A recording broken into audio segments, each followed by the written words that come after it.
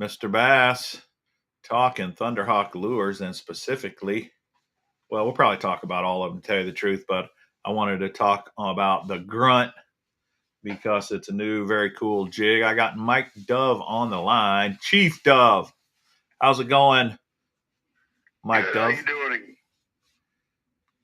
Good. He said got a little bit of internet connection issues, but if we get that resolved, then we'll have him on. You'll be able to see him. If not, you'll be able to hear him. So me and connection problems. Go figure. yeah, that sounds familiar. Seems like we tried that once before. I'm working on a different avenue right now. So. All right, cool. So can you guys hear Mike talking? I've got my phone here that he's talking. Can you guys hear him? We'll see. What up, Booster, Machek, Eric, Caro, Heavy Z? All right, Booster and Caro saying, yep, they can hear you. Ray says good. So we're good on the sound there, Mike, which is good. So you're headed to the Red Crest, huh? Yeah, next week we're taking off for a Red Crest in Tulsa. Awesome. Pretty excited about it. Should be fun. So who's your pick? Who do you think's the favorite for the Red Crest? Hands down, Jacob Wheeler. Jacob Wheeler, man, you're not much of a gambler, are you? No. Jacob Wheeler. That was a hard guess. Holy cow! Jeez Louise, I don't know how many tournaments that dude's won. He's it's like we were talking about Wednesday with Steve on the show. How confident is that dude, man? Wheeler is just. Well, you got to go root for the Hoosier, you know. Heck yeah, that's right. I forgot you were a Hoosier. Yeah, and he is too. Although he lives in Tennessee now. You don't live in Indiana either, do you? Yeah, I live outside Indianapolis. Oh, so you do still live there. Seems like whenever I'm on the phone with you, you're on the road somewhere, though. I'm always on the road somewhere. Right on. Yep. So what's in store at the Red Crest? I mean, do they have a big expo, kind of like Bassmaster Classic, or what? Yeah, what is pretty neat is because they've tried to have one the last couple of years. Yeah. Because of COVID, it really slowed things down, or they didn't have it. So this is the first time they're really going to have a big deal. And I've been to many Bassmaster Classics, and I'm looking forward to this one just because it's new. And it's pretty exciting how they're going to do it, because of course you don't have a weigh-in. Right. And so they're actually crowning the champion. They're crowning the champion right there at the expo. Really? Yeah. That will be cool. Yeah, it's pretty exciting that they're going to have I guess they're going to have what was I going to say? They're going to have a concert each day at the expo. My understanding, they're supposed to have all kinds of neat events just because they want people to, have a good time, and especially because of COVID. They're just finding different ways to get people to come out and just have a good time and be happy they're back out and about again, more or less, Yeah. And Tulsa's not a bad location because it's slap in the middle of the country. You can get to it from about anywhere with about the same amount of drive time, unless you live way down at the southern tip of Florida or something crazy like that. Mm-hmm. So that's cool. What up, Grandpa Woody? How you doing, man? I've been talking to Major League Fishing from the get-go when I learned it was going to be in Tulsa, because I worked a Bassmaster Classic there. Oh, I can't remember the last time we were there. It wasn't probably at 214. Was there one in 214 or two? No, didn't Cliff Pace win it at Grand? Yeah, then the one after that, the one at Grand, that was 213, was Cliff Pace. Yeah. And their expos are pretty nice, Yeah, that's cool. What up, Bangler 365, man? Happy to have you on for the first time. Hope you like it. Go ahead, Mike. So, Mike, Chief Dove, we gotta get to the bottom of this Chief Dove thing. For those who don't know, there's kind of a theme going on through the company, and through your kind of connected with your personal life, right? Yes. Oh, absolutely. I was in the Navy right out of high school, and from the Navy, I immediately signed up to join the police department here in my local town. Back in 1990 as a reserve. In 1992, I got hired on full time, and then stayed there and made every rank there was, from reserve to patrolman, all the way up, and hit every rank all the way to the chief of police. I was chief the last 7 years until I decided to retire at 48 years old. I had enough. Man, with what's been going on with the police in the last year, I bet you're glad you're out of it now. Yeah, everybody said, pretty good timing. I said, well, I kind of had some insight of what was going on, or what was coming, I should say. You know what I mean? Yeah. After Ferguson, as you know, you're not far away. From Ferguson, after it happened, it really became problematic, to say the least, in the Midwest. No doubt. Eric, you're leading the fantasy league. How can you be beating me, man? That's not possible. The system's got to be rigged, man. Congratulations, dude. Chris caught his first bass of the year today. 4.5 pounds. That's a nice size fish to start off the year. It's not bad at all. What up, JP and Greg and Chops? How you guys doing? Chops is in the old kayak game now. Have you you got your tournaments lined out yet, Chops? Man, this kayak tournament fishing's getting out of hand. I don't know if you followed it at all, Mike, but the Hobie BOS series is selling out like weeks and weeks in advance. Every tournament has a sellout. I got it. Where I was down to Alabama last year visiting some relatives. Yeah. I was by Logan Martin. I think it was last year, year before. I can't remember now. And that thing, they had I'm not really sure how they do it. It's kind of like a catch and release, but they take a photo and they're live, and they had a monster tournament down there at Logan Martin. I stopped by a local tackle store to one of our clients right there at Logan Martin, and I couldn't believe what I was seeing. How many? I mean, it's a pretty big deal. I know it. And the when they started, the payouts weren't very interesting, but the guy that just won the last Hobie first place was $10,500. I mean, that's not bad for a $200 entry fee. Yeah, to say the least. Yeah, that's going to be a big deal, and I think there's a lot of things in the works right now in the industry. No, I apologize. No problem. We got another calls. The interesting part about that is it just keeps on getting bigger and bigger and bigger, and I think it'll get bigger because of the way the gas is right now. You know what I mean? I know it. Yeah. The cost of boats and gas, let alone you're not kidding. Those two things. Geez, oh Pete, Yeah. You're putting $5 a gallon in your boat, man, and you can burn through 25 gallons in a day. Oh, towing it and then towing it. And I don't know if you priced out looked at a new bass boat lately, and the way they've gone up the last 2 years. Oh my goodness! I know they're crazy, and plus all the electronics cost a fortune now. And I looked at I don't want to say which manufacturers. But I looked at a new boat here recently, a couple months ago, and by the time I was just at 2 12-inch screens and all tracks, a jack plate, and 2 power poles on it, nothing extravagant. I got to the $100,000 mark and I stopped. Oh my goodness! Yeah, it's crazy. It's just crazy. Yeah, I don't know how. So here's another thing that's crazy. There's dudes putting $10,000-$15,000 in kayaks now. I know. I started looking at them. I thought about playing around with some of them, Yeah. And I was looking at them. I said, man, this is pretty cool. I looked at one of those Old Town. It's the Autopilot 136. Yeah, I've got that one. The Autopilot 120. Pretty sharp. It's a very nice boat, and it's pretty reasonably priced considering it comes with a trolling motor and everything already built in. It's under 4,000 or right around 4,000, I think, new. But And then, of course, a Hobie is going to cost you at least $5,000 if you get a pro angler.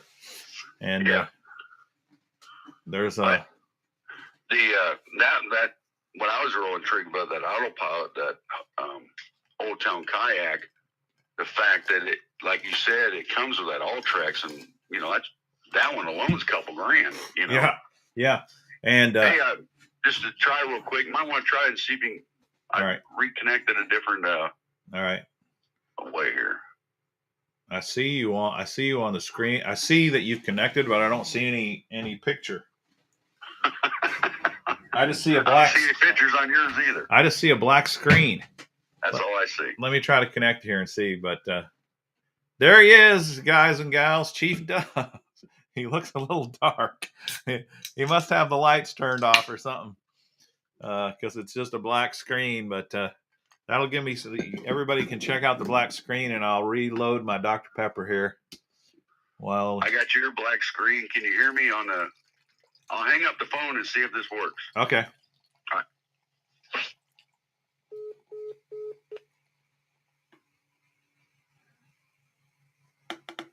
13K for a dudes. You can get out of hand on a kayak really quick. $5,000-6,000, and then you get your micro power pole anchor. That's going to drop you, I don't know, $600-700 probably. Might be more than that now. I can't remember. It seems like mine cost $550 a few years ago. Then your electronics, get you a fish finder, and we're talking now, you know, a 9, 10 inch. Some guys are even going 12-inch fish finders with forward-facing sonar. Then you're into another $2,500 to $3,000. You're right, Chops. That Old Town is money. It's a good boat. Real easy to get to 10,000 without even blinking. It's still a lot cheaper than a boat, but I'm telling you, man, I haven't gotten rid of, even though I love fishing kayaks, I go back and forth about selling my boat because there's just some things you cannot do in a kayak that you can in a boat, and vice versa. There's some great water you can get to in a kayak that you can't touch on a boat.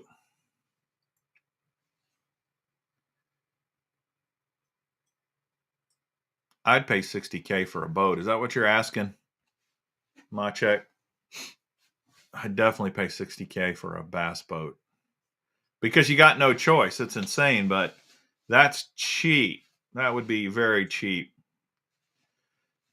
One thing I would warn people, if you've never bought a boat and you ever think you're going to get in the market, do not go buy the cheapest brand of new boat out there without trying them out.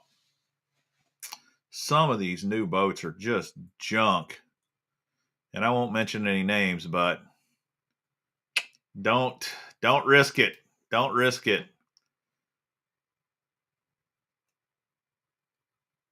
Aluminum boats are another great option, especially now that they've got so many.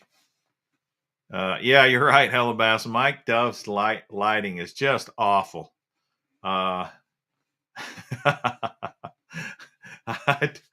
He just went off, so he's going to call me back on the phone here. The phone signal was good. We could hear him just fine, so that's what we're going to have to stick with. He just has the hardest time. Wait a minute. I just heard him try to click back on again. Nope. Still got a black screen, Mike. Better just go with the phone.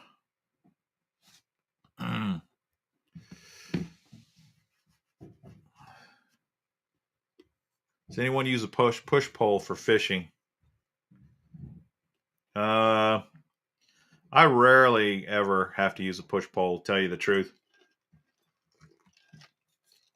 I have one on my boat, though. I always have one on my boat just in case. For sure. But I don't end up using it nearly as much as I thought I would. So I did a little fishing this weekend. All right, here's Mike. Okay, Mike, looks like we're going to have to do it the phone system here, which is okay. Hear me now? Yeah, I can hear you good. Well, I apologize once again, but I do have good phone reception this time. That's true. You definitely do. I tell you what I'm going to do. As soon as we get done tomorrow, I am going to take this thing to an IT guy and say, this is what we want to do, because I am pretty stupid when it comes to this stuff, apparently. So we'll get it fixed up. But let's start all over again. How are you? I'm doing good, Mike. How are you doing? Doing great, man. It's beautiful weather. Ready to go to Red Cross.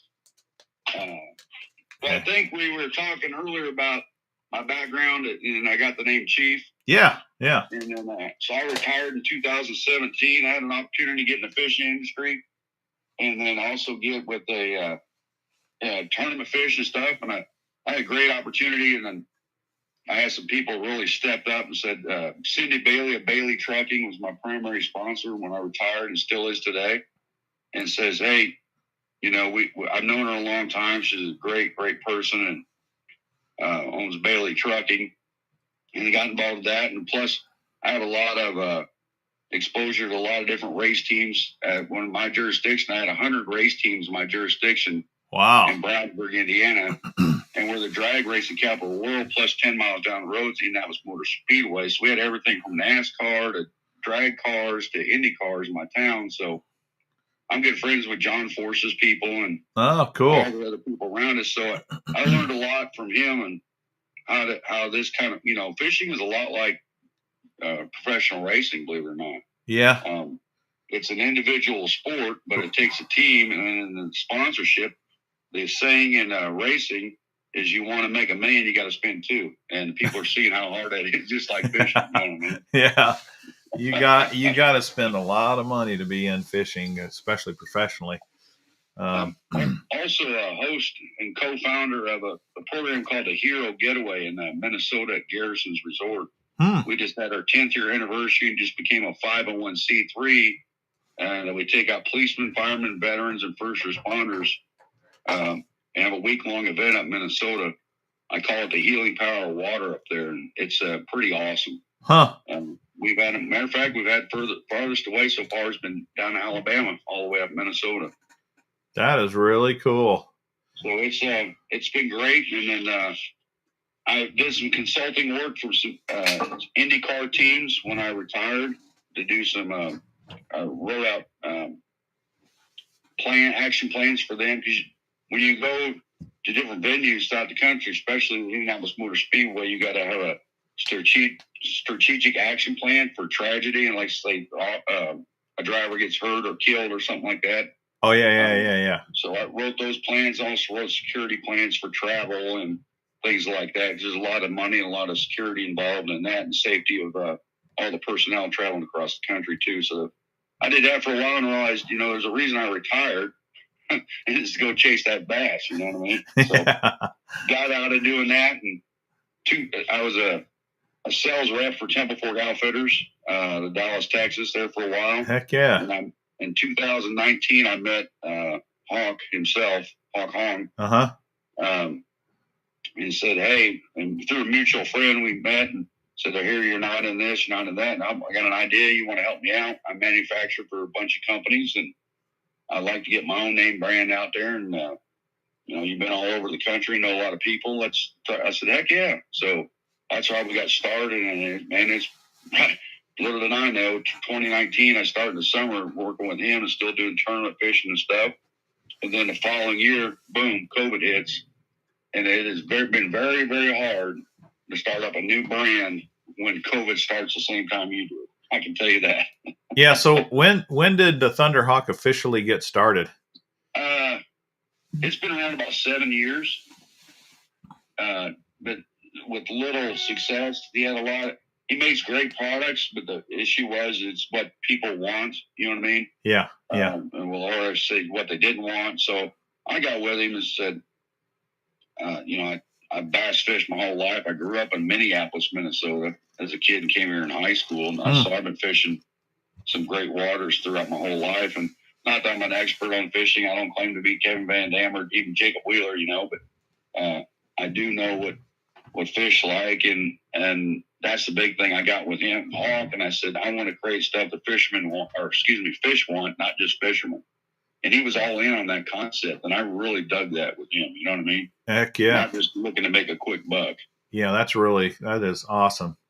So with that, I've already been established, lifelong career, did all that, and so I don't have to, sell the soul, so to speak, to sell product. And entered his Hawk because he manufactures for over 20, 25 companies right now. And it's awesome to have the access to what we have with him, because we have, when you manufacture for that many companies, it takes a lot of equipment, a lot of engineers, a lot of painters, and we have several $1 million just in manufacturing of and development of lures. I believe it. So to have access to that, and just create, it's pretty neat to create something from concept, to draw it up on a piece of paper, start making molds, and then you put it on the CAD system, see how it goes, and you get your prototypes, and you put them in water and see how they do, and then it's pretty neat to see it from a vision in my head to finalization, and then if it really works and catches fish, man, it's pretty gratifying. You know what I mean? Absolutely. That is really awesome. I tell you, I saw that underwater video of some YouTuber somebody did of, and I think you guys reposted it or something of the lipless crankbait in the water. The way basically every time, I don't know if it was a he or a she, a male or female person that posted that, but yeah, John at Fish Yacker, he put it in a fish tank. Yeah. He put it in a fish tank. Dude, man, it was amazing the way that thing you had explained that to me before, that you've worked on this thing, the Sergeant, to get it to land, to stand upright on the bottom. And man, to see it in action was really cool. It's no joke. I'm very, very proud of that thing. And the hardest part was I knew, I love fishing lipless baits. Yeah. And I've fished them from forever, from the Cordell spots to the original rattle traps to even the old headings, Yeah. And there's been a bunch of them I like and dislike. Man, I take them up to Canada. I go to Fish Canada once, twice a year at least, in Minnesota all the time. And it always seems like I wanted something else in a lipless, if that makes sense. You know what I mean? Yeah. So I created that. I had in my mind, I'm going to create this, like I said earlier, with all the resources we had. I drew it up, concept, put it on a graph paper, and I gave it to Hawk. I said, what do you think? And he's awesome. He's a wizard at how things work internally, if that, Yeah. So we got together, and we actually, that Sergeant was drawn up on my uncle's porch. We were at the Bassmaster Classics. He lives in Pell City, and we were at the Bassmaster Classic there in Birmingham. We came back that night, and I drew it up on a piece of paper on the back porch. And he took it home with him and gave it to his engineers, and they started messing around with it. Like I said earlier, we had like 2 or 3 prototypes, and I kept on digging on that mold. And then I said, okay, we got this part down. Now I want rotating swivels, and he about had a heart attack. So he said, well, that changes everything. So we had to go back to the drawing board, and because once you put those rotating swivels in there, you got to have the swivel actually inside the body instead of out. So that changes the weight, parameters, and all the other things involved with that. So we redid it again, messed with the weight. Now I didn't fall right after that, because every time you change something, you got to move something else if you get the action you want. Yeah. We kept on messing with it, and finally everything came together. I can't tell you how many times and how frustrating that was to finally mess with it. Okay, now as soon as you mess with something else, it changes the action. That was the important thing I wanted. I want a certain action. What I wanted to create is a silent and a 3/4 rattle and a 1/2 ounce silent. I wanted them exactly the same dimensions. So when you look at it, you couldn't tell them apart. With those 2 ideas, I had the 1/2 ounce and 3/4. I wanted where to take a lipless crankbait that's identical in size and fish it almost the entire water column. And that's what we came up with that one. And That's I also cool. want a silent one because the silent one fishes a little more horizontal. Yeah. So you can fish a little shallower and slower. Yeah. And as you know, in the springtime, them fish can be pretty spooky when they first come up. For shallow. sure. For sure. So I had that. And then we got it down to where the 3/4 is a rattle and it fishes a little more nose down. So you can fish that thing all the way 20 foot deep if you want, use it almost like a jig because it does sit tail up, nose down. And I describe that to them all the time and they don't really get it till they see it in the water. I just found this video. I'm going to see if I can show it on here real quick. Steve Chapman also did some awesome underwater footage of some of our stuff too. Yeah, he did. I saw that as well. Okay, so here it is. Here's a still shot of it. If you guys can see that, I mean, look, just like he said, nose down, tail up in the water, and it's like every time you drop it down, it does that. It holds that position, and that's pretty cool. Let me see if I can actually find the video of it on here because I thought that was it, and then it wasn't. But I'm just kind of scrolling through everything on Instagram tagged Thunderhawk. I would assume he tagged you on it. Here's something. Let's see if this is it. Yeah, this is one of them. It's a different one, but still same thing. Look at that. Every time he pops it up, bam, bam. Mm-hmm. I mean, that's freaking. It is really cool to know that that a bait does what it says it'll do.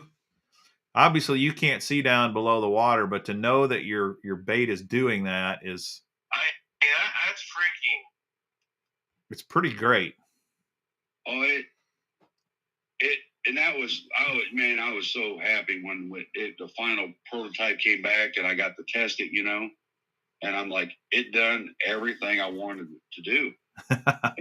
It looks great, and I was so happy. And it just fished.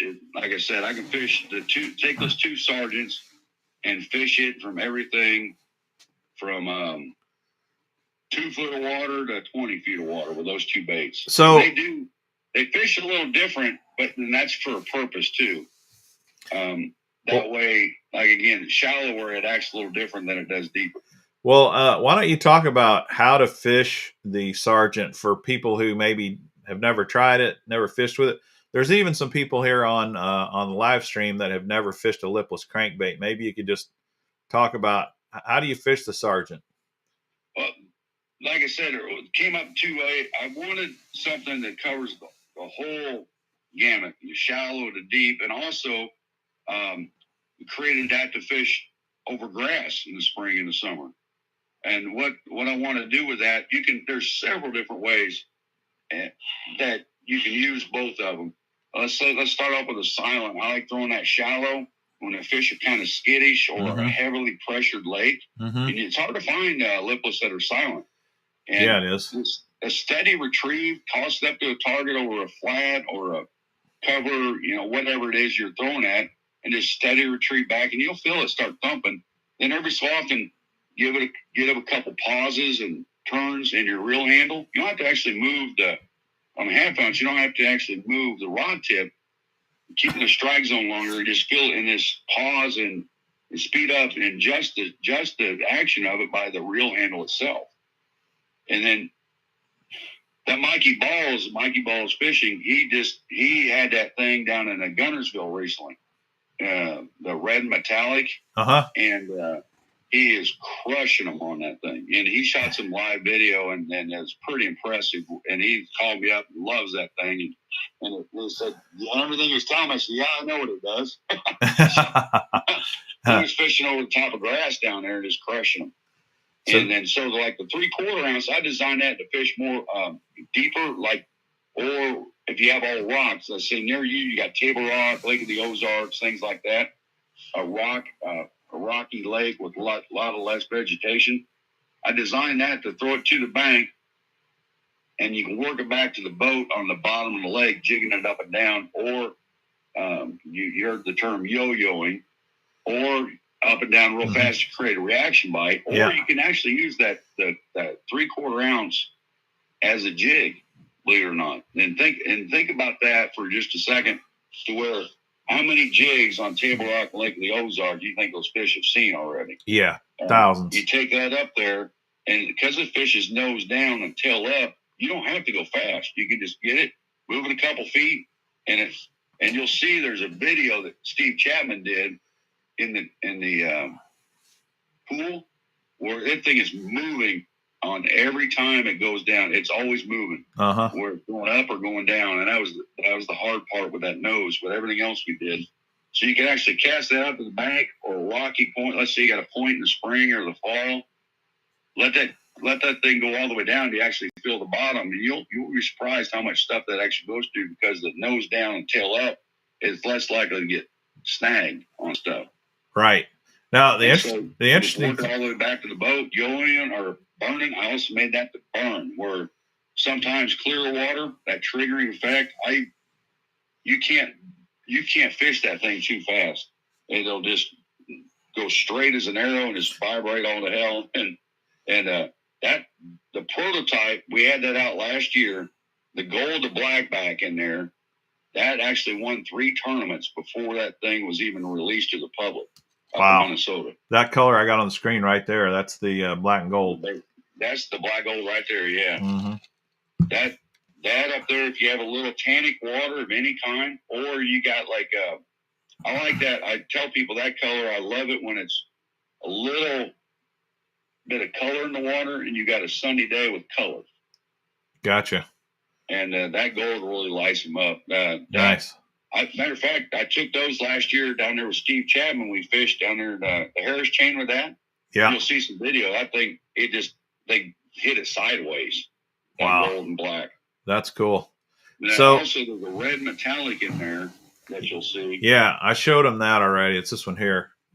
Yeah. That's a great color this time of year too, because it's not too overpowering. But as you can see, some of our paint jobs are second to none. And I'm pretty proud of the fact with Hawk, we're able to do all this stuff.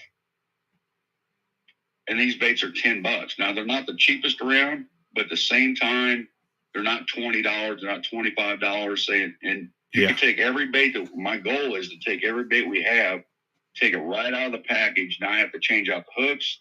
You don't have to change out the split rings, and you're good to go. Yeah. And that, because, guys say, well, I like Lips Crank, but my favorite's $7. And, I'm like, okay, how much money do you spend on hooks? Yeah. Yeah. It's a package deal here. It's a real deal. I mean, I think it's one of the reasons 6 Cents does so well also, is they put really high quality hooks on their baits, and you guys do as well. And like I said before, we manufacture everything. So those are actually our own hooks. Oh, really? Yes.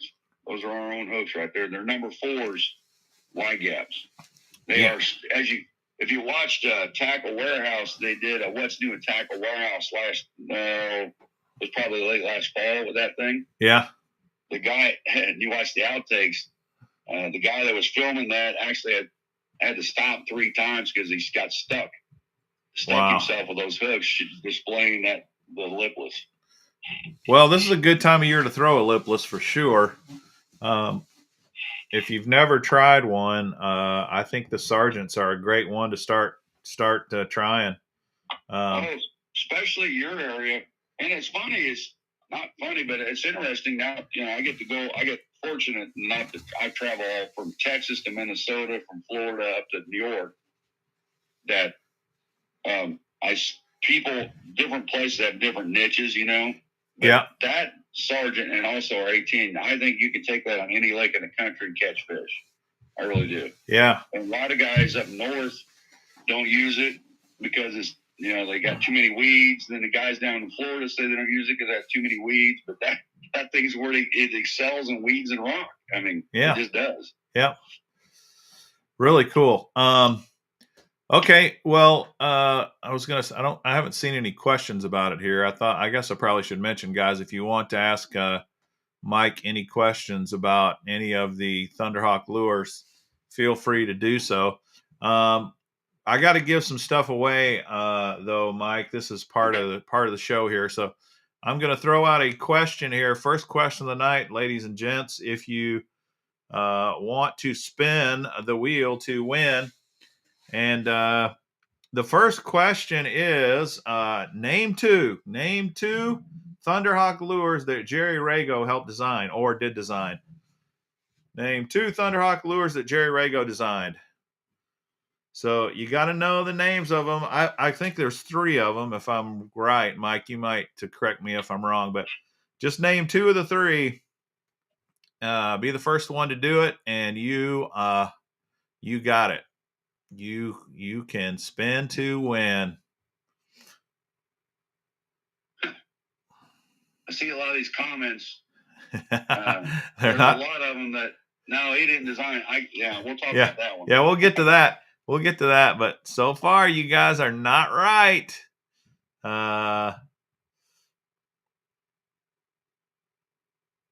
Okay. I guess Matthew's pretty close.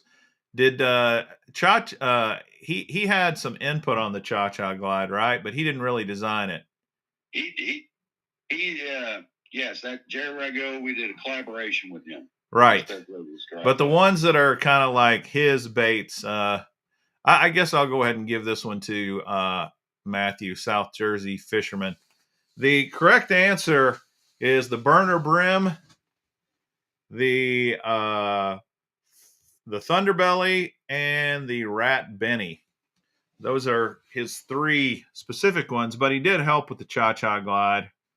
And I'm assuming because you said mouse, you meant the Rat Benny. Man, I'm kind of going out on a limb here. I could get myself in bad trouble letting Matthew win there, but I think that's close enough.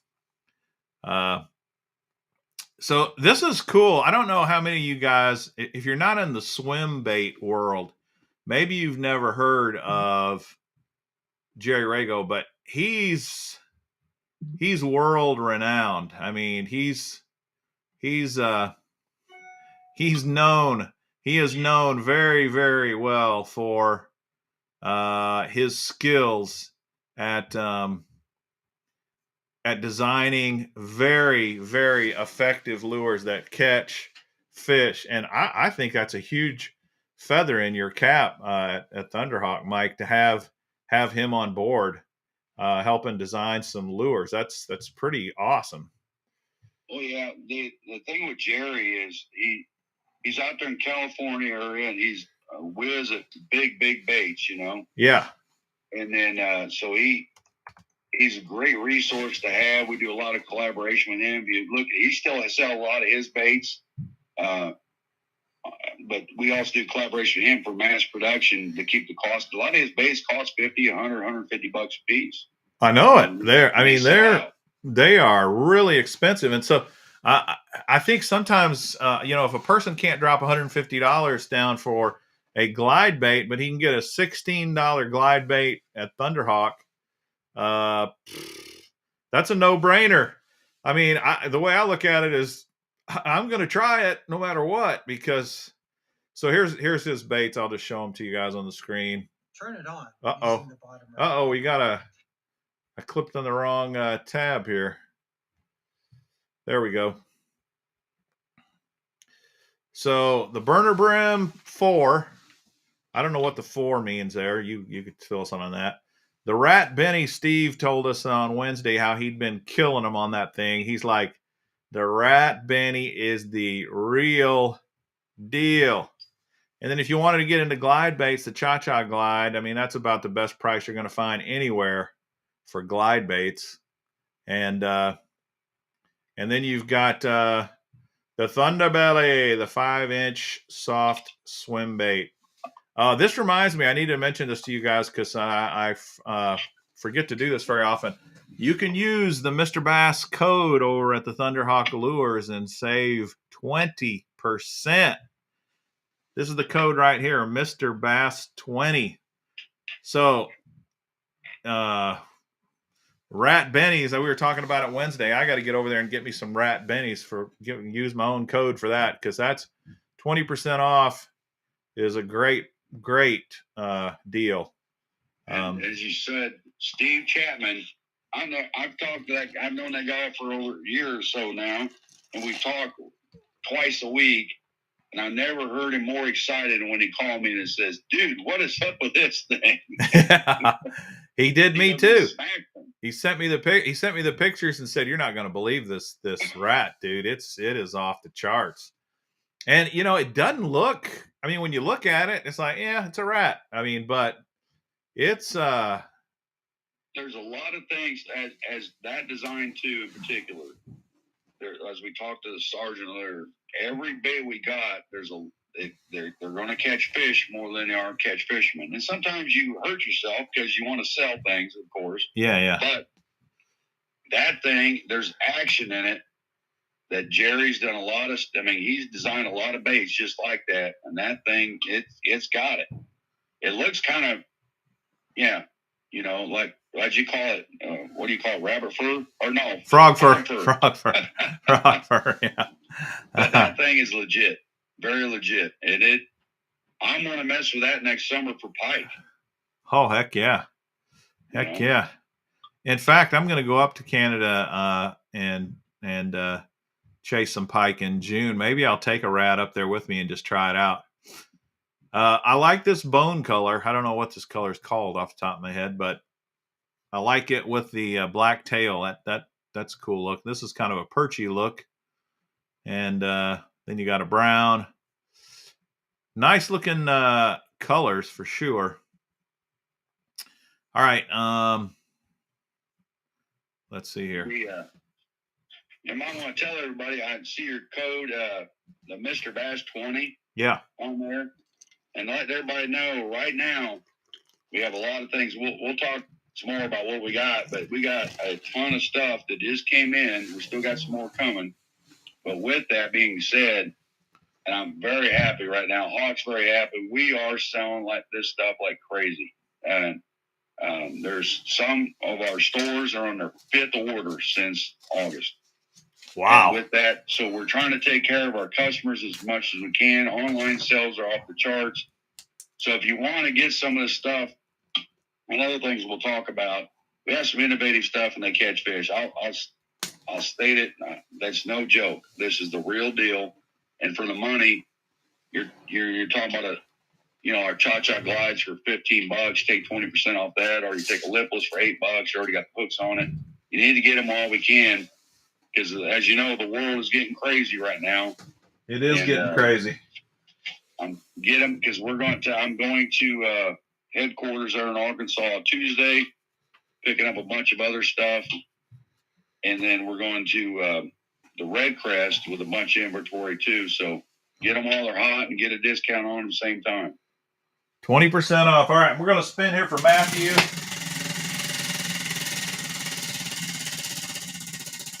Matthew, who's renamed himself South Jersey Fisherman 28. I still call him Matthew. I mean, it's his real name, so why not? All right, you're a winner, Matthew. South Jersey Fisherman. Let us know what you want. If you want something out of the hard baits, the terminal miscellaneous, or the soft plastics, and we will hook you up. That was a balancing weight. That click. Yeah, I don't know what that thing was. There's nothing fishy going on though. I assure you. I mean, let's face it. If I rigged it, I'd rig it to land on an X. Also, Mr. Bass, I saw a comment in there. Are the tails replaceable? We give you an extra. They are, and we also give you an extra tail in the package. All right, cool, awesome. All right, he wants a hard bait, so I'm going to give him. I'm gonna mess with Matthew a little bit. Matthew wins a lot. I'm gonna give you a treat tonight, Matthew. You have won this amazing. Have no idea what this bait does. Lucky Tackle Pot. We just did an unboxing of this the other day. We were talking about this crazy lure. Man, Matthew, you are the lucky winner.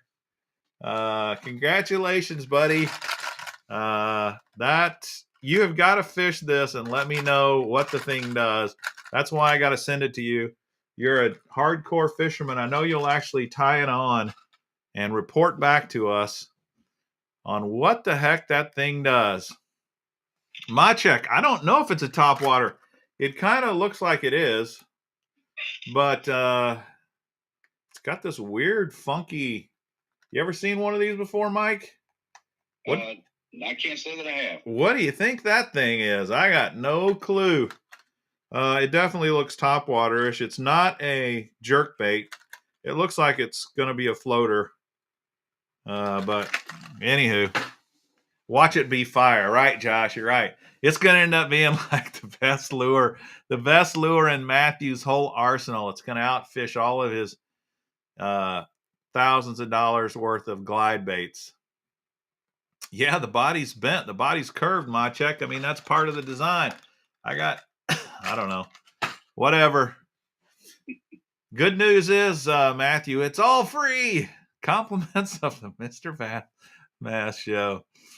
All right, we got to talk a little bit about this new jig, the Grunt, because as soon as I got one of these, I don't know where I got it. If you sent it to me or maybe Steve sent it to me. As soon as I saw it, I was like, man, this hybrid finesse jig is intriguing to say the least. One thing I wanted to, why don't you just tell us, like, I know you're the brainchild behind this jig. What were you trying to accomplish when you designed this thing? I wanted to do all finesse jig. That's the best way I can describe the Grunt. And that's, again, going back to that paramilitary theme. A Grunt, as you know, does all the grunt work. Yes. And I wanted something that does everything from Lake of the Ozarks, Table Rock, Minnesota, Oneida Lake in Canada, or New York, Lake of the Woods. I've taken that down to Florida. I wanted something that the fish wants a smaller profile. I wanted a bait that skips, the big thing, and come through rock and wood. At the same time, though, the problem I had with smaller finesse jigs in the past is that hooks were too light. That hook right there is as sharp as they come, and it's a shaggity style. And then, but it's also, it takes a pair of pliers to bend it out. It will not bend out. And with that whole thing, I love the skip. I see a dock, I'm going for a dock. That's just the way I am. And so I love to skip stuff under trees, docks, or whatever. So I designed that head to be skip friendly, best way I can describe it. But the biggest thing, I wanted to come through cover and do everything. Where, as the package says, go where the big fish live with that bait. And so another thing we had to do is design a hook for it. That's our own hook. We got a bait keeper on there that keeps it secured. And everything works in conjunction with that jig. The head design, the way it pops through the mouth of a fish, and that hook, you'll notice that it tilts up just slightly. Yeah, I noticed that. It's got a little curve up to it. If you watch underwater video footage of bass, a lot of times they'll suck it up and stay in place. You don't even know they're there and spit it out. Especially fish on a bed, smallmouths in particular. They do that a lot. Yeah. And so I designed that hook to do is just grab a little bit of flesh. Yeah, And in conjunction with that, I designed also that the weed guard on there to be just stout enough to come through cover, but at the same time, I didn't want to inhibit setting the hook or get in the way of setting the hook. Yeah. So my theory was I wanted a hook that a fish will suck it up before he has a chance to spit it out. It's already grabbing flesh. It's so great. Got it right with that one. It's a great. I think you did, man. It's a great looking jig. In fact, the very first thing I noticed was the head shape, and I thought, okay, this little guy is going to be a skipping jig. You can skip this thing, and sure enough, you said you designed it for that. That's very interesting. And we took the time. We actually have molded eyes in the thing. I love putting eyes on stuff. Yeah. I put a lot of eyes on my jigs. Yeah. It's a confidence thing, if nothing else. Uh-huh. So we took the time. We actually have molded eyes in the jig. Yeah, it looks great. Now I notice on the skirt, skirts are hand-tied too. The skirt's got like a little flashaboo or something in with it. Is the skirt silicone? Yeah, it's it has the characteristics. There's another video Fish Yacker put out in the underwater in his tank. He's fishing that thing on the Susquehanna River without a trailer. Oh, really? Smallmouth. It's so active, that skirt. And again, a great resource is hog. I said, I want the fish like old rubber, you know? Yeah. But I don't like the characteristics of rubber because there's a lot of things you can't do with rubber, such as colorways, change of colors. So I said, can you tell me what this rubber or this silicone is? And I can't tell you on air what he called it. It's Fair enough. or something, you know? Gotcha. So I also, a little secret up the Mississippi River up there in Minnesota and a lot of other rivers, you put a little bit of tinsel in, a little bit of flash with the jig. It really sets off fish for some reason. Again, it's a confidence thing. But I don't see too many jigs out there with a little bit of that. That's our own tinsel. We sell that tinsel separate on our website as well. You guys can see what he's talking about. I call it like flashaboo. It's flashy. It's this little flashy stuff that sticks out here that's tinsel.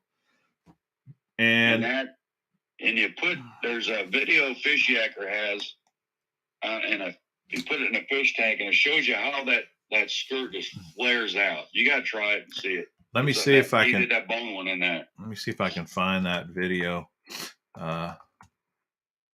See if while you're mentioning it. Put your own little trailer behind it. We got the Camel Craw Junior coming out very, very soon. Yeah. Using that. I've been crushing them on that. And then also, a lot of guys, they put a chunk on the back of some of their jigs. I put the grenade, the small grenade on the back of that, used like a chunk. It'll slow down the fall. So here's the Camel Craw Junior. And I was on Fish Yacker's. I was looking at his Instagram. He must post them somewhere else because I don't see him on unless there's more than one Fish Yacker out there. There might be. It was about a month ago or so on YouTube. And that bone right there, that's the Camel Craw Junior. We got some new colors in the big size too. That's a true bone. It's a pearl bone, and it's unique color that I think sometimes those I love the springtime fishing a white. Yeah. But sometimes it's overpowering white. And so we incorporated that. You'll have to see them. That matches to a T our bone jig, the Grunt Jig too. It looks great together. Yeah, I bet it does. But this is kind of the Camel Craw Junior and the jig together. You guys can kind of check them out. Did I send you? They're perfectly matched as far as the color goes. Did I send you the blue craw? The blue craw. Yeah, we got it right here. That one. Blue craw. There's so many things going on in that. It's unbelievable. This is not just a blue with a little green pumpkin in it. I mean, this thing, if you're wanting look at that thing, man. It's got the similar colored head as this chili one. What do you call that chili colored one? Green pumpkin red. But man, there's purple, there's brown, there's like a green pumpkin-y. There looks like a lavender in there, maybe. Some sort of a greenish. I mean, man, there's just tons of colors. In fact, and the strands themselves, they fade different colors. Yeah, so, that's right. They do. You can't do that with rubber that way. The only thing that is a clear water special right there. That thing it kills it. You're going to be on Lake of the Ozarks and Table Rock. That's a killer. Look at that thing. What's funny is it's called blue craw, but there's not it's not a dominant blue color to it. If you ever watch a blue craw underwater, yeah, you'll see all those colors. That is really cool, man. It's for what it's worth. I mean, color just gets me. Color gets me. I love different colors. To match that up, we got a new Camel craw coming out called Minnesota Special. Oh, really? It matches that to a T. Nice. So we had a guy up in Minnesota that wanted a certain color. He bought 500 packages, 500 of the Minnesota Special already. Holy cow! What's a grunt go for? Grunt is $4.99. $4.99, not $10. Hey, as I say, I'm never criticizing anybody else for the money they get out of their product. But God love them if they can get $10 out of a jig. $10 out of a jig? I'm doing something wrong. Oh my goodness, man! You can get 2.5 of these for $10. $4.99, and your special right now, you're 20% off. You get them for $4. Yeah, that's 2.5 for $10 if you use the Mr. Bass 20 code. This color. I took this. I also designed this, and I got lucky on this part. I can't take credit for it, but I designed that head. I took that down to Kissimmee. Yeah. And you ask Steve Chapman. I tried to get that thing stuck in the lily pads. It came through the pads great. Man, that is nice to know. Yeah, there's so many. I mean, you've got how many different colors have you got for this now? Because I got 12 out there. Yeah, That's our twist on green pumpkin.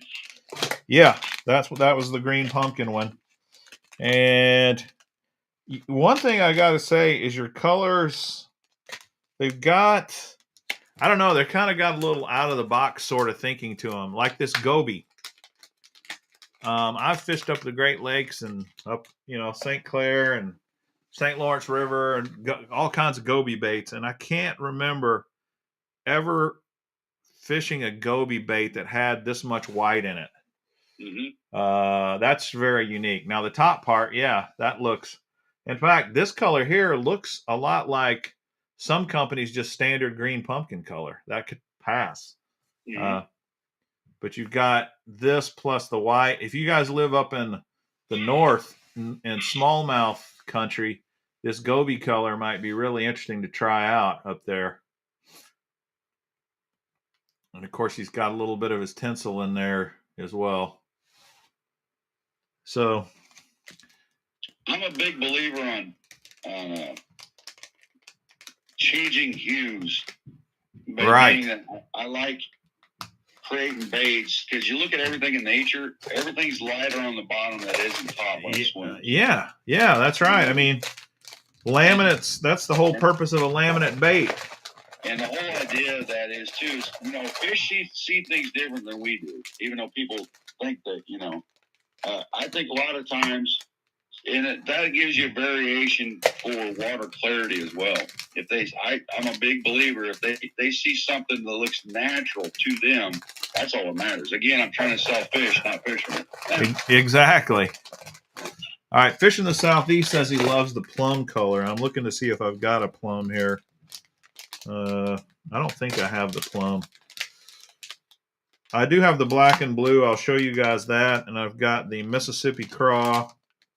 Mississippi Craw is dynamite. And I got the purple grass. I haven't shown you those, so let me show you guys. I think you got the green pumpkin red as well. Did you get that one? Yeah, I showed it first. Okay, my bad. Yeah, green pumpkin red. This purple grass one's kind of cool. What up, Backlasher? Again, this is. He was talking about the fact that these strands of the skirt, they contain more than a single color. And this has got like little purple glitter all in it. And then it's got this purple tinsel with it. And that's unique. You know, there's not, I doubt there's another company that makes a jig that color, purple grass. Now there's lots of candied sprayed grass, and this is like a sprayed grass colored trailer. I think would look really good on that. We have those as well. Oh, do you? Cool. That's really nice. Each, and I'm waiting for these to come in. We're not going to have them at Red Crest like we thought. The Camel Junior will have the grunt there. Okay. I was going to show everybody up close and personal. Once we get them all together, I try to match up each one of the jigs to have 2 or 3 options in our colors to put a trailer on. Yeah, that's awesome. The jig itself. I mean, there's nothing nicer than saying, hey, I know exactly what kind of trailers I can pick up that's made to go right with that color. It's really cool. We got one called the Kissimmee Gill. It's a black and purple tinsel. You put a June bug trailer behind that, it lights up. Cool. Awesome. Like that. Really proud of that. And like I said, guys, if they get on there right now, I don't want to turn this into an infomercial, but you can get $4 jigs right now. They've only been out 2 months, already taken pre-orders or online sell orders for 150,000 of those things. That is crazy. Yeah, it's nuts. It's a bad problem to have. It is a bad, for sure. All right, guys, let's do another question here. We'll give something else away. Okay, let's ask this. This question will work first. Where are the Bassmaster elites fishing this weekend? What body of water was the BASS Elite Tournament on this weekend? I know Booster knows this, but who else out there can answer that right? And they are tearing it up. Eric, you got it first, dude. Santee Cooper. Santee Cooper. Good job, Eric. You got it. Santee Cooper is the place, and the bags are big out there, apparently. The winning 33-pound bag today. The winning weight after 3 days is 80 pounds, 12 ounces. Drew Cook. Pretty frigging amazing. They got, I guess, had some bad weather there yesterday, though, huh? Yeah, they postponed yesterday. Didn't get to fish, which is probably pretty smart. Back in the old days, it just about had to be wall-to-wall lightning for them to stop any tournament at all. They've changed that since all you got to do is have a co-angler or two die on you, and then start making changes.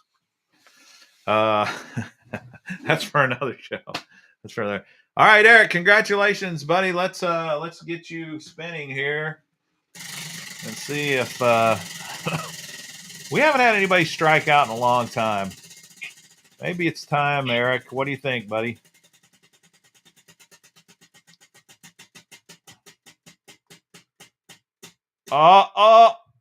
No, not going to do it. He's a winner. Good job. Congratulations, Eric. You are a winner. What do you desire? Whatever your desire is, I can make it happen. Although I got to tell you, we are out of these. We do not have any of these left in stock. So you can't have one of these, Eric, but Matthews cornered the market on that. That's just the way it goes. No red X today. That's right. He's going to go with soft bait. All right, Eric, since you are going soft bait, I'm going to give you 2 because not many people don't pick the soft baits off as often as they should. So I tell you what I'm going to do.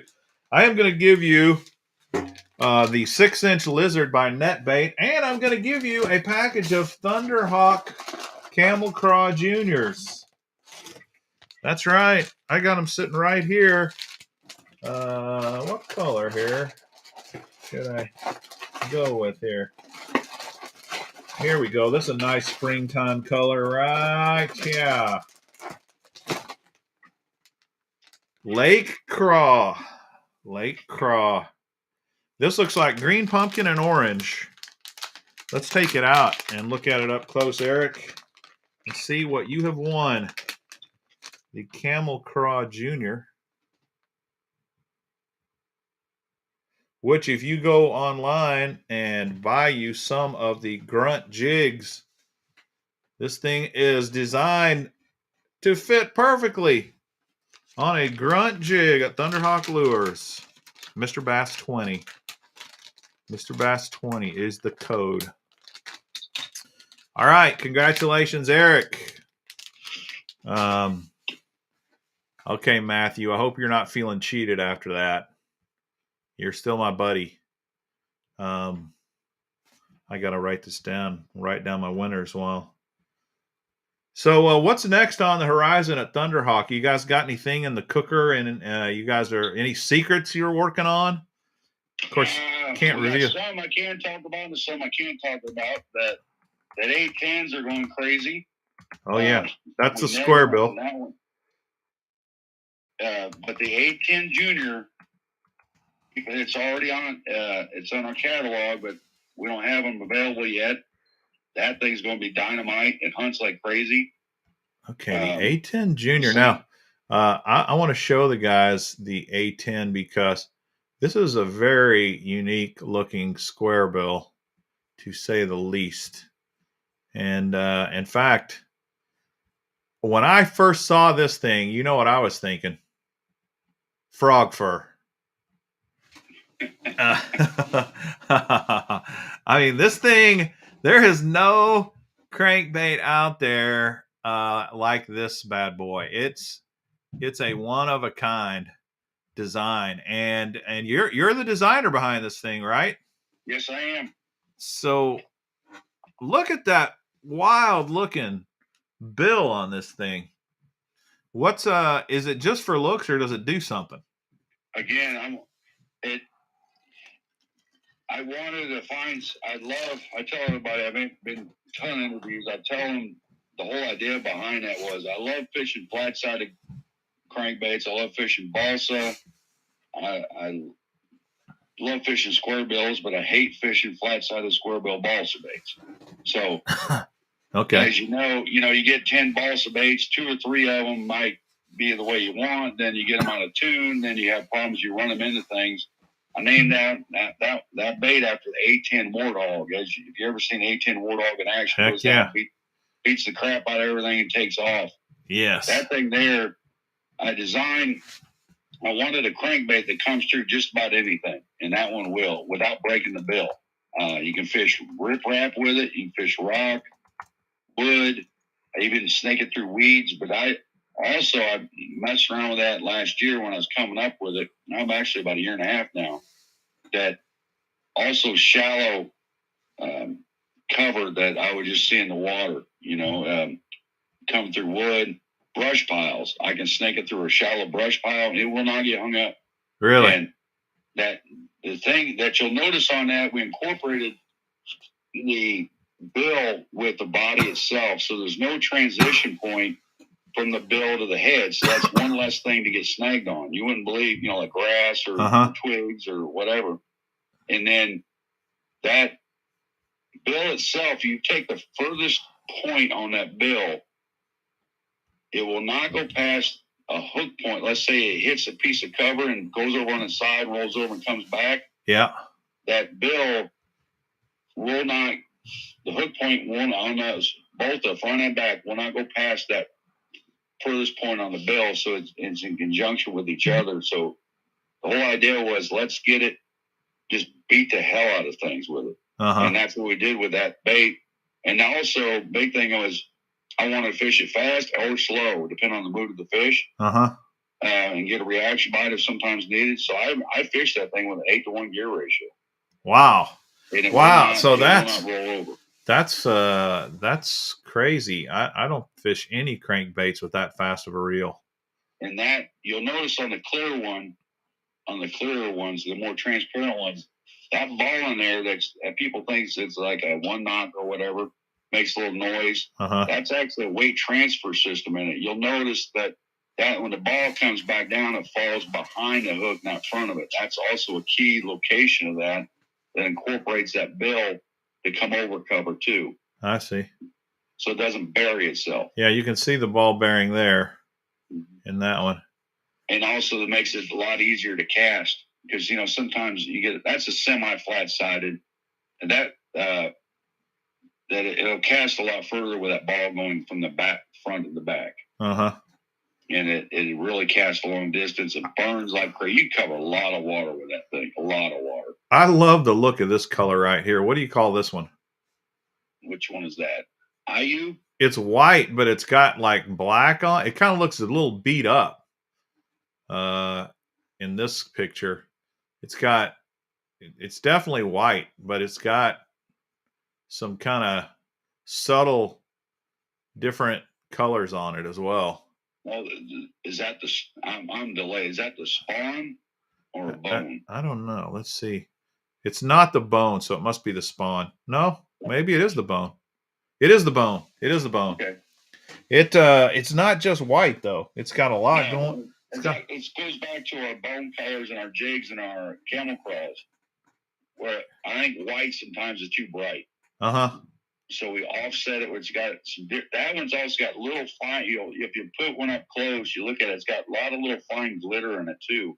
So it gets like a shimmy of a bait fish going by. Gotcha. All right, I was gonna show. I'm gonna show them a real A10. I got a photo of it here. The A10 Check Junior that out. is coming out anytime now too. It's about 25% less in size. So this is the A10 Warthog, guys and gals, that he named this bait after. That is a killing machine right there. Pretty sweet looking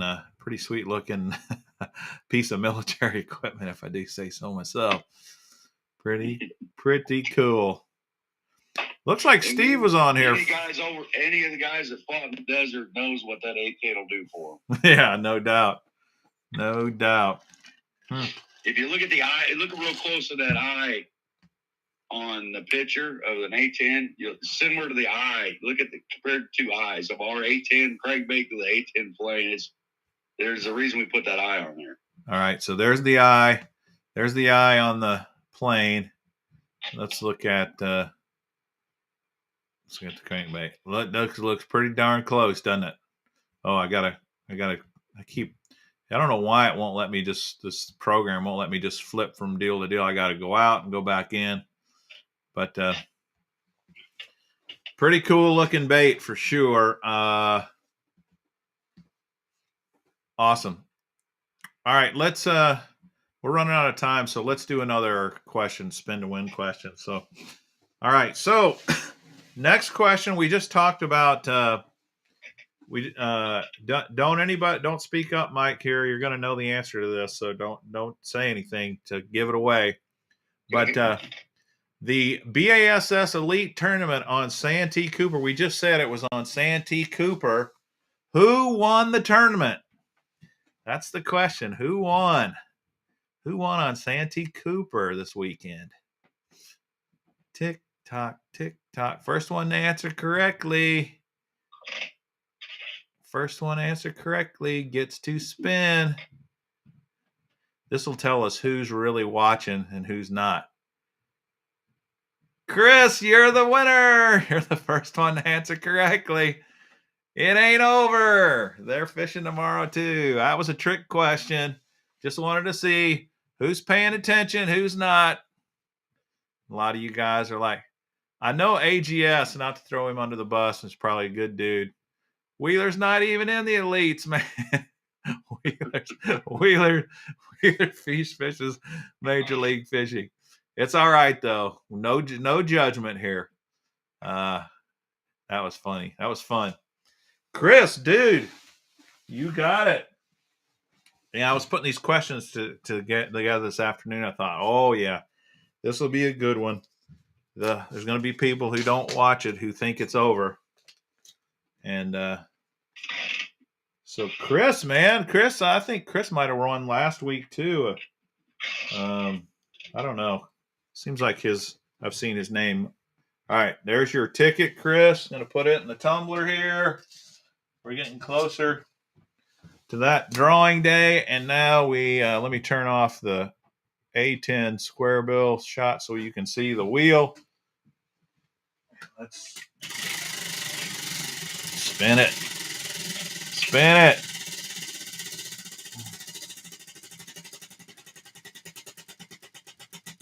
I did, KMG. I set you guys up. Sorry. Another one. Wow. This is what happened last week, too. I may have to check it out because it shouldn't be.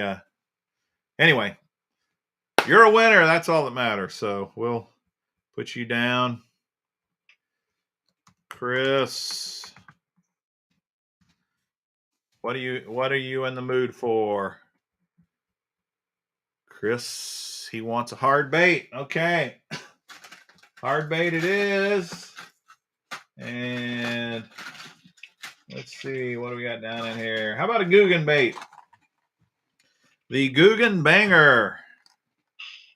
It's not an A10, but it is a square bill. The Googan Banger, that looks like a sexy shad color. That's what it is, sexy shad. Okay, the Googan Banger. All right, cool. Let's see here. I got a couple more of these jig colors I was going to show you guys. I said I'd show you. Earlier was we got anything in the works? Yeah. We got several new things coming. We got a topwater bait that Jerry designed. It's going to be unbelievable. It's a walking bait. I know he started that right after Hawk had me come on.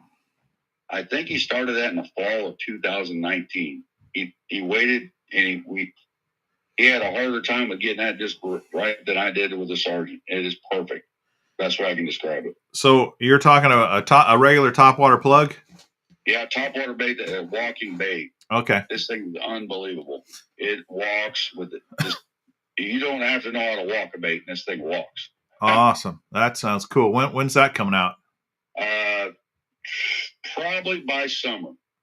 All right. Nice. It's in our new catalog. We just don't have it yet because we stopped and we had a production problem with it, and we decided it wasn't right, so we just pulled them. Okay. So we started all over again and made it, and it's, like I said, it's been over at least 2.5 years, or almost 3 in development. Matthew says it's a lunker punker style bait. I don't know if I haven't seen it, but the old lunker punker is kind of thicker up front, and then it kind of narrows down towards the back.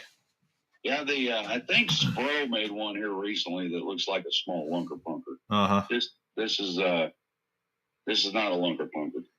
AJS, you're right, buddy.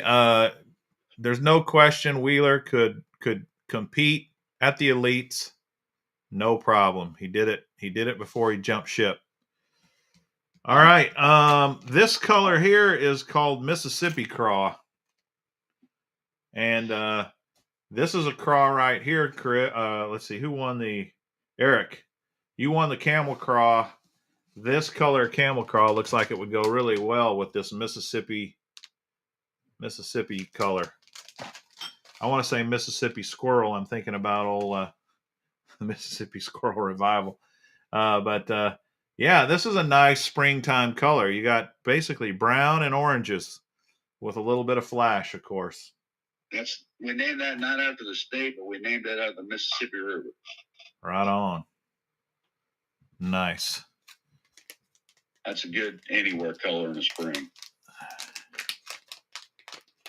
We also got, this is going to be a while, but I've also just finalized 2 prototypes, finally signed off on them on the musky size baits.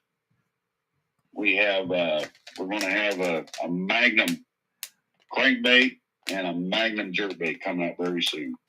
Probably we'll probably release that one at iCast. Sweet. They are. Matter of fact, I was throwing them in. I was by myself down in Florida last month. I was finalizing how deep they would go and the action of them on the lakes in Florida. Those fish, I was hoping.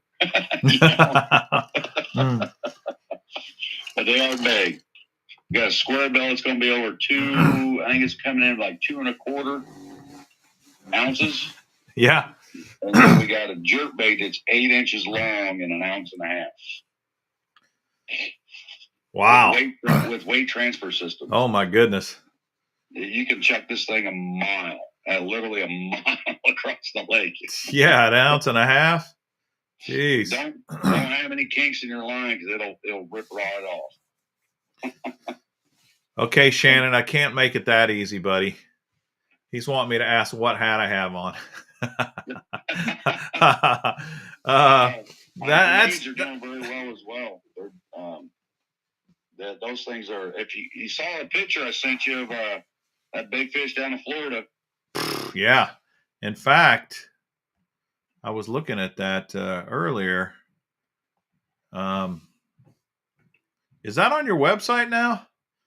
Well, I think it may be on the Instagram portion of the website. Yeah, I think that's where I saw it. I saw I think it is on your Instagram. I'm going to show everybody that picture too, because this dude is huge. You were fishing with Steve that day when you caught this, right?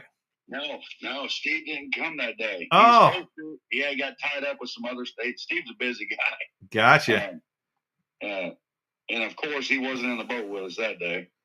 Check that fish out, boys and girls. Man, that is a big fish. What'd you say that thing weighed? We don't know. I bought a brand new scale on the way down there because I just caught a monster muskie. Didn't have a scale on the boat, so I got me another scale on the way down to Florida. I picked it up, and I forgot to put batteries in it. Mr. Technology. It was over 27 inches long. That's insane, man. That is a double digit, boys and girls. A big double digit bass. Those are hard to find in my part of the world. Very hard to find. She was in lily pads about 6.5 foot deep. Man, that is a nice fish. Yeah, Kyle, I wouldn't be surprised if that was a 13, 14 pounder. Really cool. I don't like to say because I can't, everybody. Right. So you say something, everybody will dispute it. So yeah, I know how big it was, and it was a hell of a time. I landed that by hand by myself. Wow. My buddy was my best friend from Indiana, flew down for 3 days with me. His dad just passed away last December, and he used to fish down there. So it was kind of cool. My best friend's in the boat with me. We hit that thing, and he was so excited. And didn't have a net in the boat. I didn't want to bring one. I don't like netting fish, tearing them up. So I reached down. It was pretty cool. Set the hook, fought it like crazy. It fought like a walleye. You know how the huge walleyes fight that just tug and tug and tug and come up? Yeah. Because at first I didn't think it was a bass the way he was fighting. He just kept on wanting to go for deeper water. And so I finally got inside the boat and said, "Oh my goodness, that is a bass." One of them deals. Yeah. And I reached down. He just gave up. I let him go forever, and just gave up. And then I just reached down and licked him in the side of the boat. It was pretty cool. Then the party was on after that. Jeez, I'd say that is a freaking awesome fish. It was pretty crazy. My best friend that was with me, Brett Comer, that he was with me last October in Minnesota. We went up there and we wanted to check out a bunch of smaller lakes in the area, a highly populated area of near Bemidji. And we caught a 54.5, 54.5-inch muskie last October. My buddy was in the boat too. So we've had some pretty big fish in the boat last couple times out. That is awesome. Really amazing. That muskie was over 45 pounds. Oh my goodness. On bass tackle. Jeez. That is sweet. Okay, last color I got for you guys is the black and blue. And again, that's a pretty, it's just not a plain old black blue color. It's literally this kind of combination of alternating colors in each strand of the skirt. I kind of like that. I like the look of that. The only thing I've noticed is that all the heads are the same color. All the jig heads. I don't think that matters really, but I also like having everything. I always tip a lot of my baits with a little chartreuse. You got an automatic chartreuse right there on the belly. Right on the chin, on the chin. Definitely good looking baits. I'm super excited about the jigs. I wanted to ask you a couple other things on this jig, Mike. Mm-hmm. One is it's 3/8 of an ounce, and 3/8 of an ounce, in my opinion, for a flipping style jig is about the average go-to size. A lot of pros, if you watch them, they flip and pitch. They will usually start with a 3/8 ounce, mostly because you want to control the rate of fall and you don't want it always to fall super fast. But if you watch the Bassmaster Classic, Jason Christie was actually throwing that War Eagle jig, and he was throwing a heavier jig. I think it was a 5/8 of an ounce. And he said the reason why is he wanted to go right past him really quick so he could get a reaction strike out of him. What's the odds of you? You're calling this a finesse jig, so in my mind, the finesse jig really probably doesn't need to be any bigger than 3/8 of an ounce. But are there any plans to beef up the size of this or no? Yes. Okay. I wanted again, when I started that project with that, I wanted one that fishermen can fish. I don't have to mess with it, And again, you ask 10 fishermen what their favorite size are, you'll get 9 different answers. You know what I mean? Uh-huh. So that's the one I wanted to start with, that I know catches fish. I know the rate of fall with it, especially if it changes dramatically when you put the Camel Craw Junior on it. It slows it way down. Oh, yeah. You can still cast it a mile and skip it.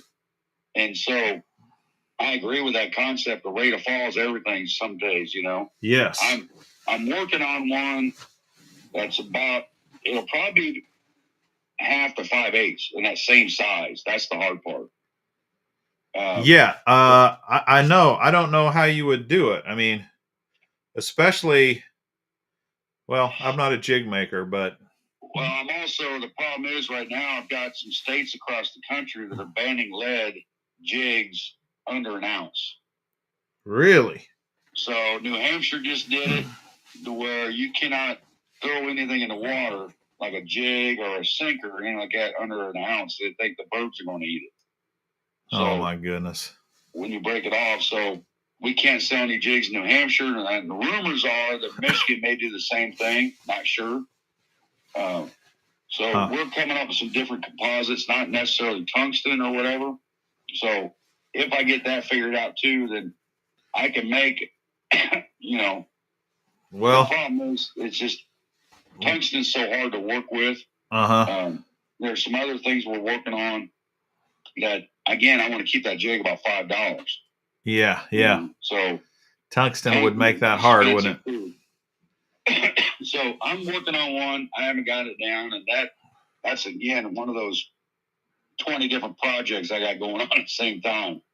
We won't release it till it's right. That's the big thing with us. So yes, I know I'd like to get a bigger one. I haven't perfected it yet, though. Gotcha. Well, I guess the good news is tungsten prices have come way down, but they're still pricey.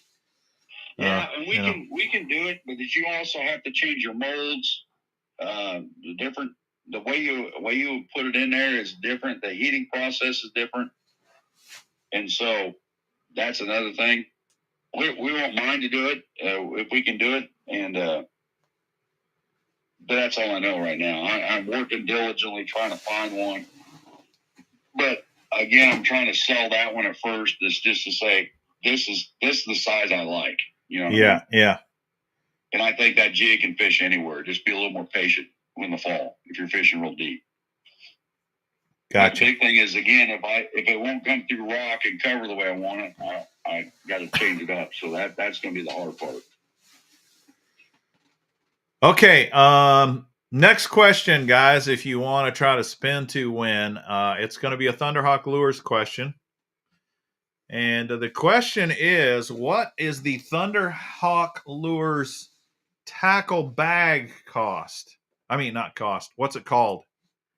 Thunderhawk Lures has a kind of a portable tackle bag that's really cool, especially if you're kind of walking the bank and that kind of stuff.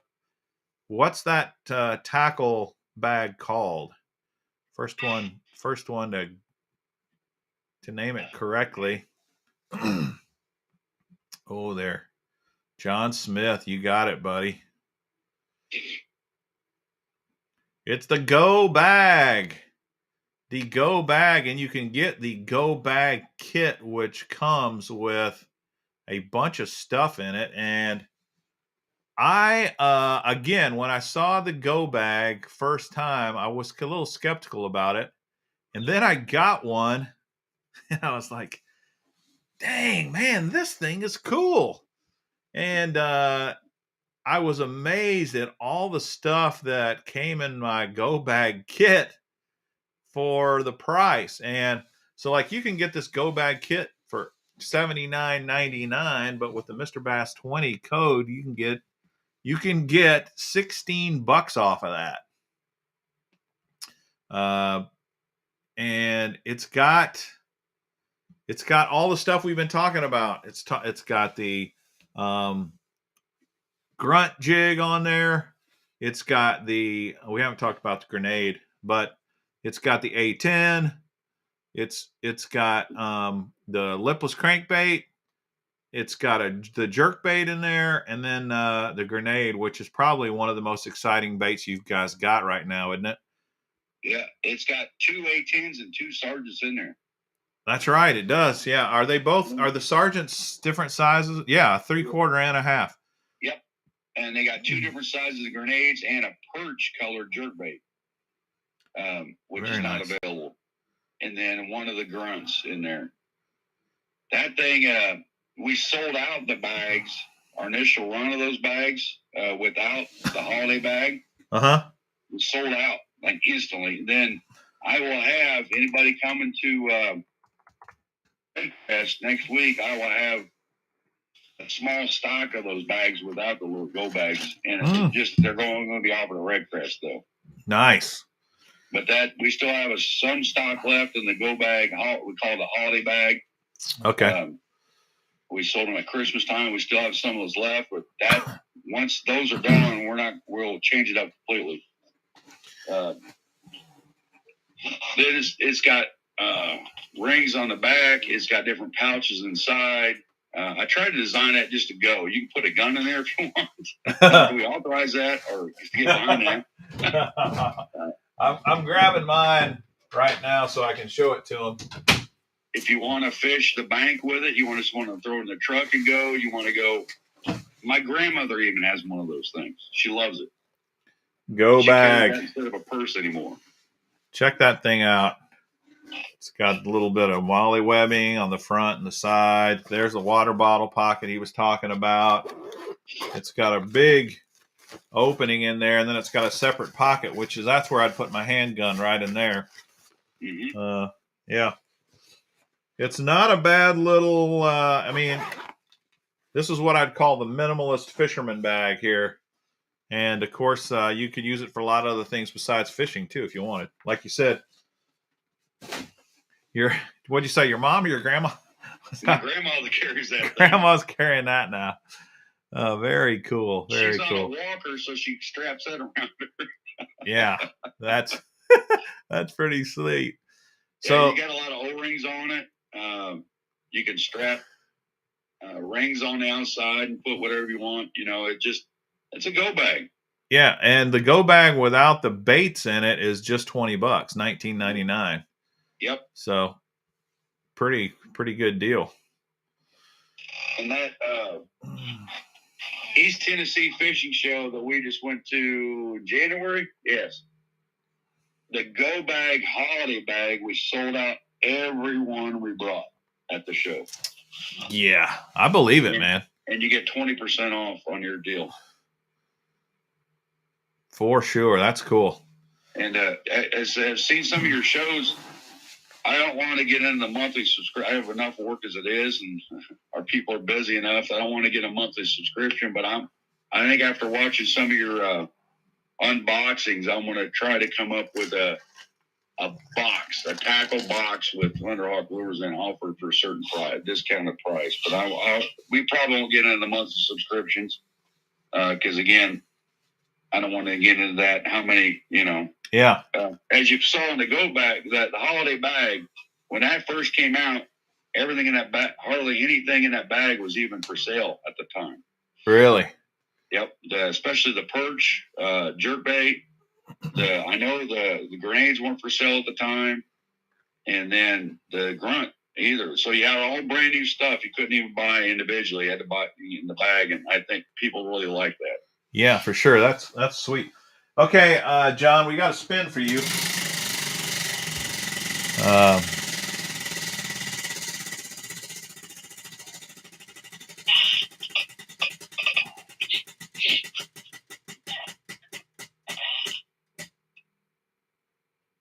Bam! He got a 1. All right, John is one of our Canadians, so he gets a $5 gift card for landing on a 1. And I'll add that to his list because I kind of keep a running tab for him and a couple other guys. And when we get to $25, I send it to him. All right, John, you got another gift card on your list there. I was hoping John would win a bass box. I'm going to send him that if he ever wins that, if he ever lands on that. Hey, I got something for you. I just thought of something. Yeah.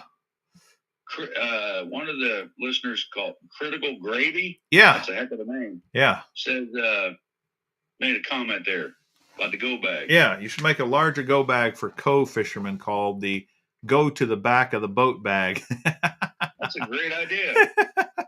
That is really cool.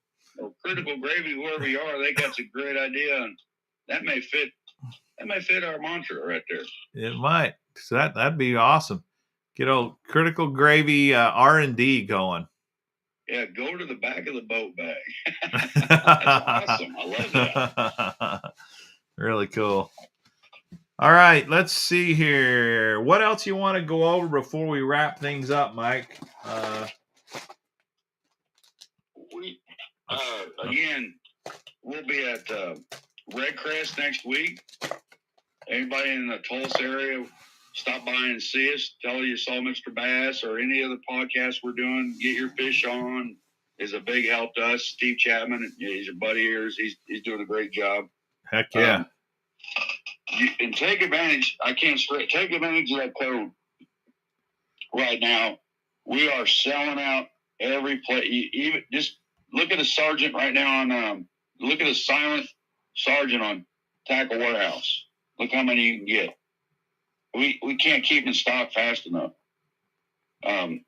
These things are legit. I stand behind them. We got everybody there. We're not pushing something just to make money. Well, I've really been releasing stuff when it's ready to go too. So I appreciate the support of everybody, and I appreciate you getting behind Thunderhawk too. Heck yeah. We're not sponsoring anything, but we just like to send stuff to guys that make sense and know how to fish. You know what I mean? That's the big thing. I'm not getting behind any podcasts or anything else that I fly by the night and some kid in junior high thinks is best in the world. Yeah. Well, I'm really impressed with the baits, and I'm going to be fishing with them a lot this year. And it'll be. I think I agree with you. The products, everything I've seen with the products, they're quality products, and they're unique. They're innovative. There's a lot of really interesting, unique lures over there at Thunderhawk Lures, boys and girls. So, just a little disclaimer too, just in case you guys think, what the heck? It's like Mr. Bass is this is just a big sales show for Thunderhawk Lures. If you notice, he said, I'm not sponsored by Thunderhawk. I don't get paid by these guys. I'm not getting anything out of doing this. I'm just doing this, guys, because I believe in their products. I like their products. I'm really impressed with them. I've enjoyed fishing with them up to this point. And I don't even get anything on this code, this Mr. Bass 20 code. I don't get anything out of it. So I'm not pushing the code so that I can get rich on this thing or anything like that. That's not what this is about. I'm just trying to help the fishing community and share with you guys. And you guys know, if I run into a Thunderhawk lure that I don't think is any good, I'm probably going to tell you that too. Full disclosure, we appreciate that kind of, and that's what I like is I don't get involved with the guy on the podcast, guys. I want to take care of the fishermen first. Right. You know, and not sell a bunch of garbage. If we don't like something, let us know too. That's part of R&D too. You know? Yeah, exactly. Or something breaks or something falls apart or, you know, things like that. We want to know those things. We don't, because we could just make it better, you know? Absolutely. There used to be an old commercial in Indianapolis, a gun dealer. I don't like to make money. I just like to sell guns. I don't like to make money. I want to make money, but I love to sell baits. You know what I mean? Heck yeah. And there's nothing wrong with making money. You got to make a profit, or you can't stay in business. But the comment I made earlier, I didn't mean to offend any junior high kids. We got maybe the first person I ever signed up. I hate the word pro staff, but it's like an ambassador for the brand. Yeah. He was 11 years old, a kid named Mikey Schumacher out of Minnesota. Cool. He'll be phenomenal. Trust me. Cool. I knew Jacob Wheeler when he was young. This kid is unbelievable. And we really support kids getting into fishing and stuff. What I meant by that comment earlier was, so, you know, there's a lot of so-called good fishermen out there that think they're pros and they make a podcast and all of a sudden, you know, yep. So they're selling junk. Right. We're not going to do anything like that. Right on. Okay, Mike, we will let you get back at it. Thanks, everybody, for watching the show tonight. Please hit the like button. Share the videos if you would. We greatly appreciate that. And don't forget, Mr. Bass 20 over at thunderhawklures.com. Tell them to use the code so I can buy me a new computer so maybe they can see my face on the next podcast. Right on. Consider it done. Hope you guys have a great night. And we will talk. Yeah, we did some more spin to wins fishing the Southeast, but we are done. We are wrapping her up. I got to get going. So hope you guys have a great night, and keep your ear to an eye to the ground to see what Steve and I are doing Wednesday night on our show there. And we'll see you guys later. Have a good one.